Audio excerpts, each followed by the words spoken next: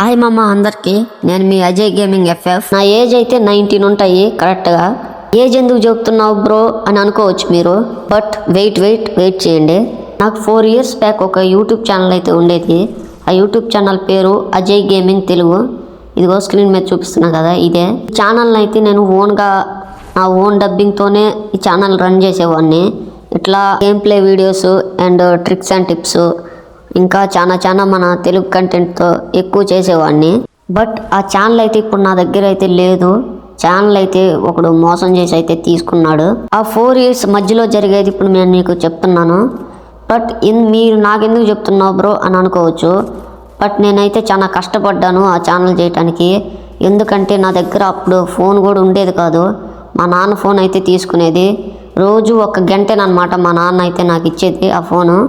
నేను దాంట్లో గేమ్ ఆడి మళ్ళీ దాన్ని రికార్డ్ చేసి వీడియోలో అప్లోడ్ చేయటం అయితే నాకు చాలా కష్టంగా అయితే ఉండేది. మా నాన్న రోజుకి 1 గంటేనమాట నాకు మొబైల్ ఇచ్చేది. అదే రూలు మా నాన్నకి నాకు.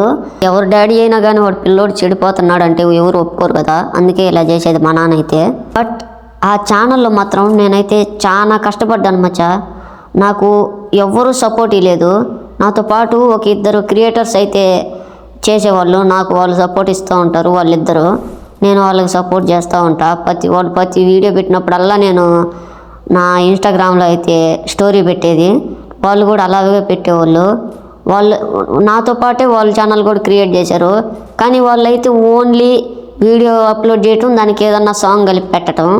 నేనైతే వీడియో పెట్టేది, దానికి డబ్బింగ్ ఇచ్చేది నా ఓన్ వాయిస్తోనే చేసేవాడిని.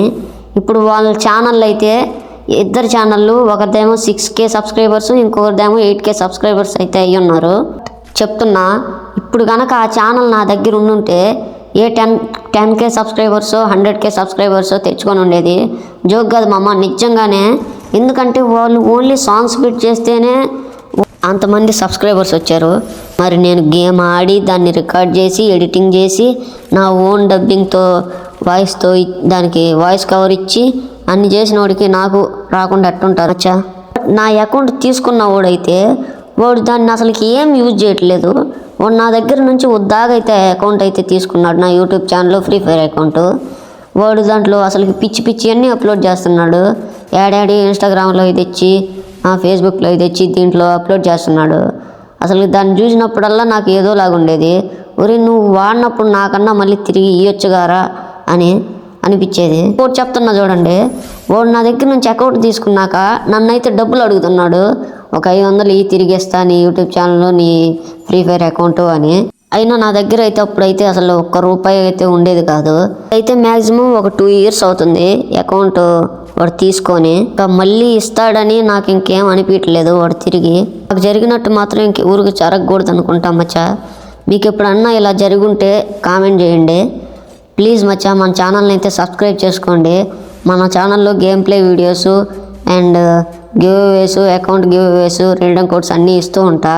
కావాలంటే షార్ట్స్ వీడియోస్ అయితే చూడండి. ఇప్పటికీ ఒక అకౌంట్ అయితే గివ్ అవే ఇచ్చాను, 2వ అకౌంట్ అయితే పెండింగ్లో ఉంది. మన ఛానల్ని అయితే సబ్స్క్రైబ్ చేయండి మచ్చా. సబ్స్క్రైబ్ చేస్తే పోయేది ఏం లేదు.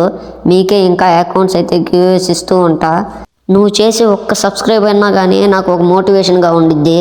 సో డూ సబ్స్క్రైబ్ అండ్ ఈ వీడియోకి ఒక లైక్ చేయండి మచ్చా. ఉంటా, మళ్ళీ ఒక నెక్స్ట్ వీడియో అయితే మీ ముందుకు వస్తా. నేనేమన్నా తప్పుగా మాట్లాడితే నన్ను క్షమించండి. సరే ఉంటా మామ, బాయ్.